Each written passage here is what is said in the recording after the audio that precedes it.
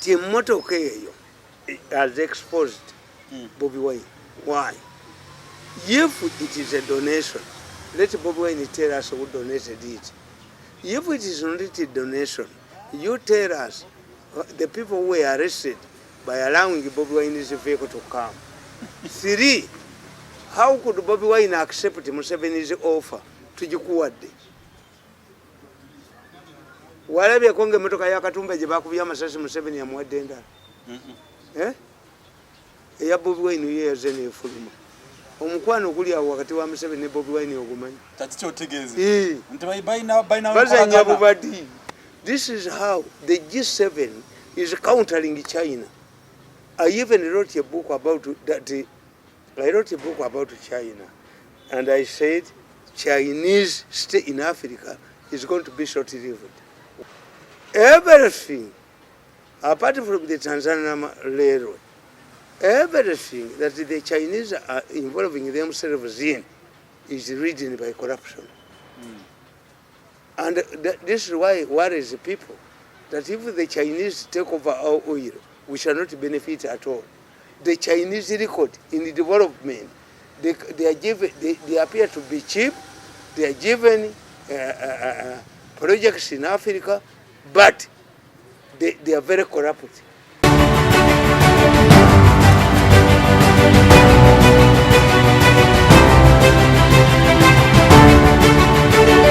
Kakati mbagamba, Museveni is demonstrating. Because for you, what you think? Why do you believe in politics we only use those who have a future with us? We only associate with those who brings you votes.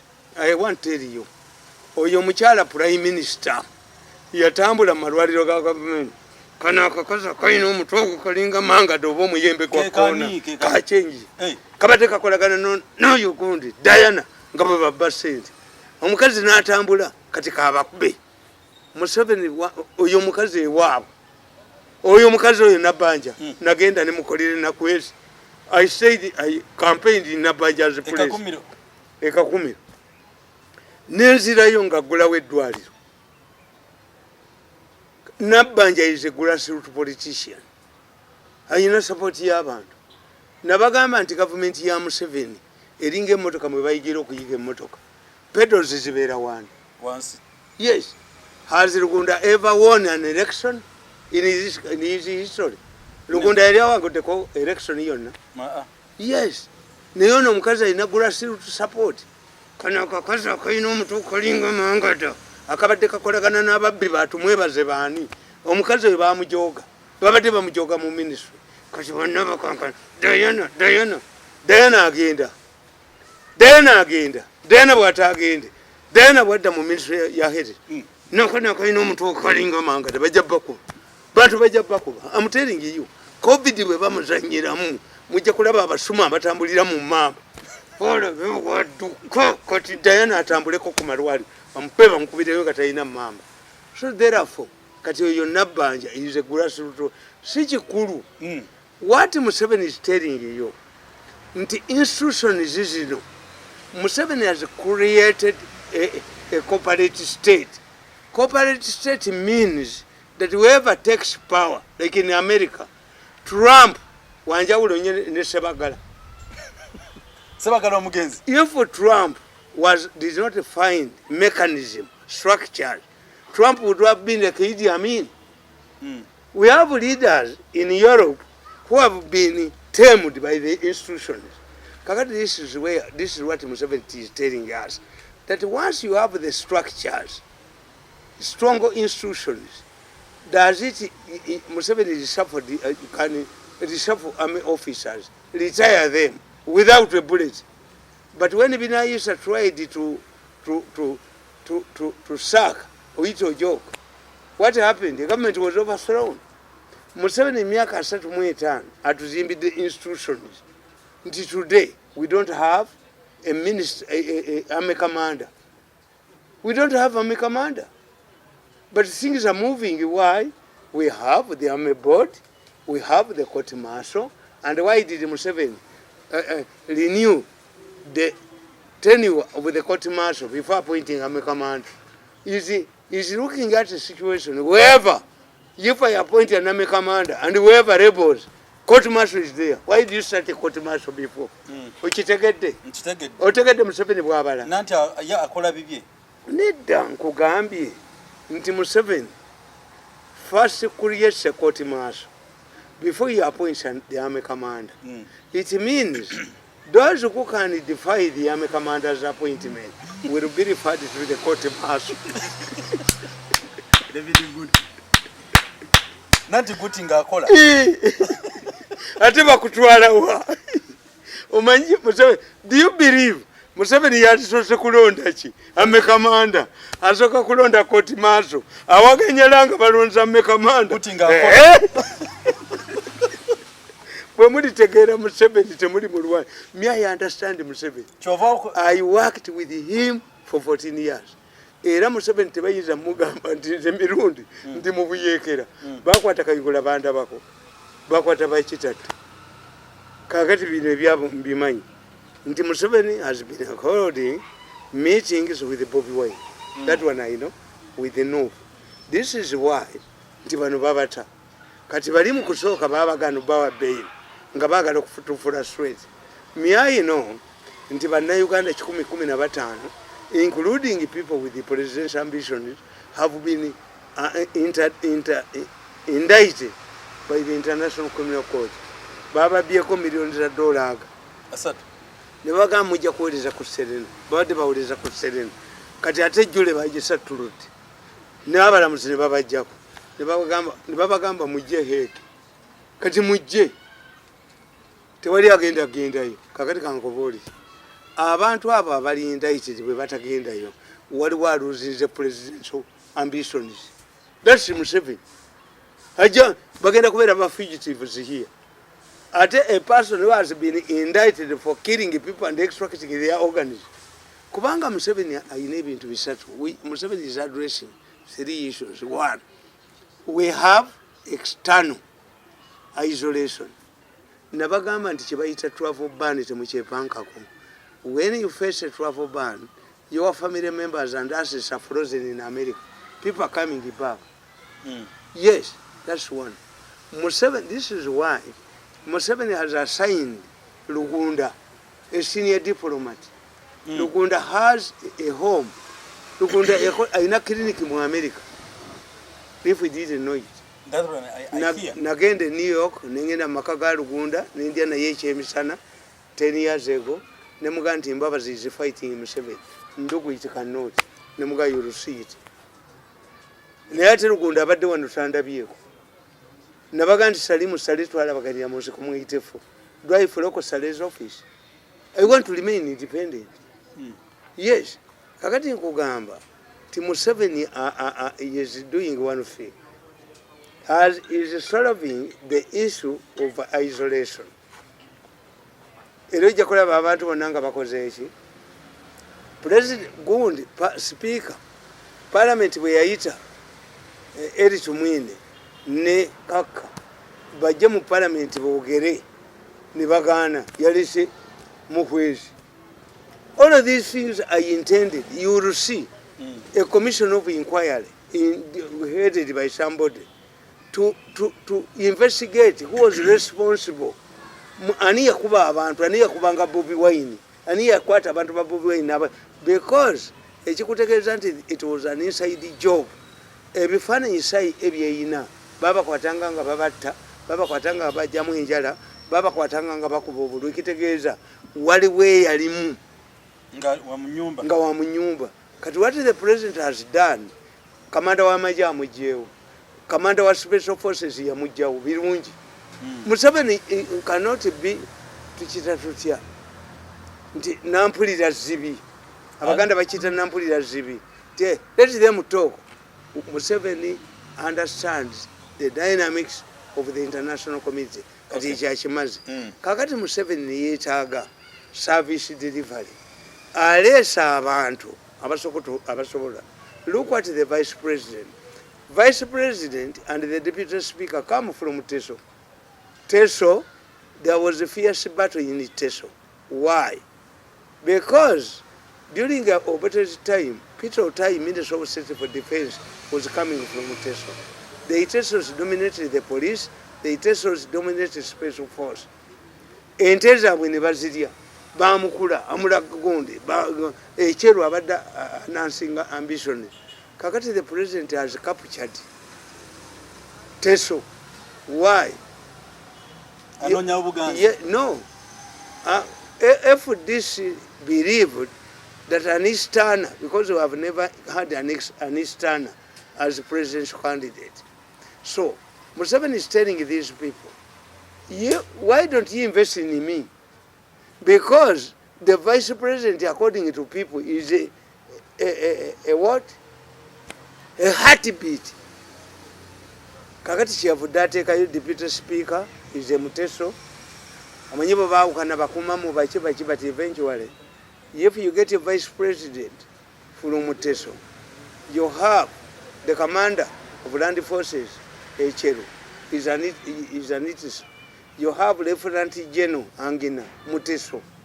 You have the deputy speaker, is a Muteso. You give people what they know. The people of Teso, Eastern Ugon, what has been done is that power has been shifted. The speaker comes from Busoga. And I said that the problem of Kadaga, of Busoga, is that they are divided. There are 4 kingdoms in Busoga. The current Chabazinga has been relying on Kadaga. But because Kadaga was also, it was not Kadaga, whatever it happened, Kadaga had to go. Because I've explained that it is not Kadaga was alone. Even in Nankabiro printed the posters, the right honor, Zamatamago, Ka, Nankabiro inamatamago Ka, Galinga Gata de Mwimpafu. Kakati ate Chiwanda iya kubidwa mbwanjizi. Chiwanda ya kubidwa. Mikuru Mirundi kambuze mukwana. Wabadeko meeting yabadeke mu France. Wajulideko. Wabadde mu president wa France, president wa America, ababungereza, Indonesia babaddemu. Ne kwaka bana Uganda. Even G8, G7. Ne kwaba na Uganda ababadde ku street ene bweru. It doesn't matter. Boykalakasa bulijjo batawata. Duli olukiiko lwansi na G7. Let me tell you. I worked with the president for 14 years. Yes. Kakati omukwekalakasa ne babuuza munda abeekalakasa ate kiki bayogedde ebigambo ebyo batte abanayuganda bali mu kkomera lwaki batugunya Bobi Wine mu wiiki egi motoka ne bagita nabo babatadde President Museveni yenga gwenga obumanyi nnyo tali self contained tasa kwetegerera forces from outside let me tell you baba demonstrating this is the first time but is in the process because Bobi Wine is fighting for credibility for gold. Bobi Wine tajanga kumbia bufuzi and I cannot rely on Bobi Wine, but I'm telling you that Museveni has given people like has changed the faces in foreign affairs. He is doing everything. The army commander has left because he even sacked the commander of special forces, Birungi. Why? Was it before or after the G8? Museveni responded. Museveni does not respond to pressure. Museveni knows what, because he has been in the power for a long time, has been with these European. Where is a country that has hosted 2 American presidents? Where is a country that hosted 2 popes? Where is a country that has hosted the Queen? So, Museveni knows what he is doing. Museveni does not respond to pressure. Museveni does the things that he feels will happen. One, did Museveni tell these people to beat up, to detain people? I told you. Kandiko beat up my son, but Kandiko will pay. Kandiko yakubo mwana wange. Kubanga nabagamba tikandiko literally intelligence yalimba Museveni ne Yisu. Mbu abaana bagenda kwokya ekibuga abanuupu kozi nga banoonya musente. Nyinza okuba eddoboozi lyakandiko nadduka. Nyinza okuba kandiko eddoboozi naye kandiko tulirabagana nga gavumenti evuddeko n'olaba wadduka tajja kusigaza kantu wa and he cannot move outside Kandiko directed the battering of my son. And I have recorded. Ati nkugamba ndi Museveni bamulimba. Waliwo eyali ayagala twandamayini muhoozi ng'atekinza okwo. Ne bateekamu abantu babwe drones biki bakuba abantu. Kati abasajja bakandiko balimba Museveni nti yowa bazzukulu want to burn the city nga banoonya ssente. Olunaku lwendi kubakandiko tajja kudduka tajja mukubisa ki ayina emmundu yakuba omwana wange naye nja musasulira mu baana be. Kandiko can he kill me? Leti Kandiko kill me. Nkubye ebiswa ng'ombulire nkulukuku. I know when I will deal with Kandiko. Kandiko will end up in Hague, in European jail. Yes, Kandiko but directed the battering of my son, and I can assure you he will end up in European jail. But and he cannot kill me. Nidda basajja bano batujoze nnyo ne batunya ku mitwe ne batunyalako okubira eky'omwana wange. Because Kandiko gave the president lies that the NUP was going to burn the city. Museveni told them, arrest them, let us carry out preemptive arrests, but don't torture them. Kati omuntu nayingiramu. What I'm telling you is simple. Museveni does not operate on pressure from the G8. What is important? Let me educate you. What is important about the G7 is their strong stance on China. Biden told these people that China, we must deal with an emergence of a dictatorship by China, because China made a mistake. China is cropping up dictators. China, ekuwola sente. How many donations have we got from China? China can build a building, for African Union, can build a gundi for President's office. But how does the Chinese, when the Chinese construct dams, they inflate the figures. So the Chinese are seen as receivers. Two, the Chinese don't demand democratic credentials. They are cropping up dictators. This is how the G7 is countering China. I even wrote a book about that. I wrote a book about China, and I said Chinese stay in Africa is going to be short-lived. Why? Everything, apart from the Tanzania railway, everything that the Chinese are involving themselves in is ridden by corruption. And this is why worries people, that if the Chinese take over our oil, we shall not benefit at all. The Chinese record in the development, they appear to be cheap. They are given projects in Africa, but they are very corrupt. Okay, Mukulu Mirundi, ngatuna tukumaliriza. Do you believe nti Bobi Wine ayogeza abagezi ebyobusiru ngatu document ne bagezi? No. Bobi Wine tayina mu. Kino neda kyentegeza kino nti byonna ebikolede south. It's the pressure of that gentleman. Bobi Wine tayina pressure yakoze.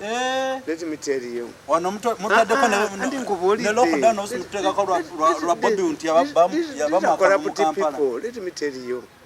If Bobi Wine was powerful, we would see no leader, no MPs not going to parliament. The NUPU MPs wouldn't be going to parliament. This is what happened in Ghana. When the opposition in Ghana, led by former President Kufu, were defeated, they went to court. They boycotted the parliament until court pronounced itself over the matter. That's one. If Bobi Wine was cheated, how could his MPs go to parliament to legitimize a government that had cheated them? Are you talking about Samogari in 1980? So that one is known. Two, if we know that this man got a vehicle which is very expensive, and I know at one stage Bobi Wine will be embarrassed, because I don't believe nti okama kapa n'ogijjamu ekidomola noono gundi Mayega yagendanga ebweru naye teyejjayo emmotoka ya kabaka efaanana bwete. Museveni yakubirira kabaka emmotoka. The only thing Sematimba bwe yabba Abaganda yamugulira tenti, bwamugulirira tenti bapamamunazi ne kabba abantu wano mu CBS musonde sente leediyo y'obujjajja eguze. Sematimba yagulaki? Kakati nkubuulira ti emmotoka eyo has exposed Bobi Wine. Why? If it is a donation, let Bobi Wine tell us who donated it. If it is not a donation, you tell us the people who were arrested by allowing Bobi Wine's vehicle to come. 3, how could Bobi Wine accept Museveni's offer to Jikuwadde? Walabye konge motoka ya Katumba gye bakubya amasasi Museveni yamuwadde endala. Eya Bobi Wine ye yaze n'efuluma. Omukwano oguli awo wakati wa Museveni ne Bobi Wine ogumanyi. Kati kyotegeeze. Nti bayina bazannya bubadi. Bobi Wine ne Museveni bazannya bubadi. Kankubulire nga ndi Bobi Wine ne mukwate emmotoka yange. Ate mujinziriza mutya. Nkakasa nti ebyuma bimwagitaddemu. Nanti. Yes, ayipe tax.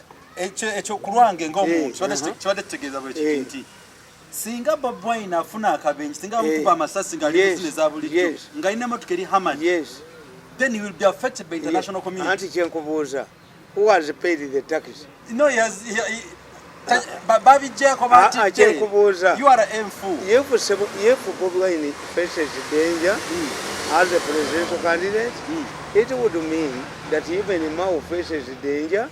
It would mean that even Amuriat faces danger. Have they benefited from government the same way Bobi Wine has benefited? Bobi Wine is a different class. Bobi Wine abaliko waggulu wansonga. He's favored. Museveni talked about Kabuleta. That I didn't know that my friend I competed. No. Kakati nkubuulira. Oli atuzanyira ku mutwe oluusi. Nedda nkubuulira. Let me tell you. Nze bwe ndiva mu gavumenti n'emmotoka yaabwe nga bagitwala nga n'abaserikale babatwala nga nteekawo ab'amafumu. Bakosa bakumanga kabaka. Nga nze mu traditional chief mu tradition yaffe mu ddiini yange. Yes. Kakati nze gavumenti bw'erigenda kati I cannot tell you nti nvuma Museveni siri mu gavumenti. When soldiers are protecting my families, when government is amafuta nze ngeegulira mu mmotoka. Mmotoka yaabwe tebali mafuta. Naye emmotoka yaabwe weeriyo si. Abaserikale mbalina weebaliyo wakana kati batudde. Amaka gange nagakumya mitale poliisi ne detective n'abaana bali mu leeya. Kakati tosobola kugamba nti we know the difference between an opposition leader ne government. Bobi Wine omusolo yali gusasudde. Kubanga this is going to be a permanent reminder to him. Oyagala revenue authority abalala basasula abaavu nga gwe emmotoka yo baagikuwa buwi. Yes, Bobi Wine would have paid the tax. Those who donated this vehicle, nina mutabani wange oyo ntandise omususpecting oyo junior. Bamuweereza essimu ya bukadde nga kuliko omusolo kakateka mu kitundu. Neŋŋaano zimu. Njagala ndabaazi musasulira. Tujja zimusasulira. Yanti kyenkubuulira. Let the person who gave this junior esimu ey'obukadde obutaano clear the tax. But if government gives him abamulivenire bangago tikikusonyiye, I will start suspecting him. Is it normal? Why does it apply to you alone? Mweche mutamanyi nti toyinza kugamba nti omusajja wamumala. Omusajja bw'oba wamumala nga wafumbirwa ewalala, bwe wabaayo olumbe oba embaga ogenda ne mulamu wo.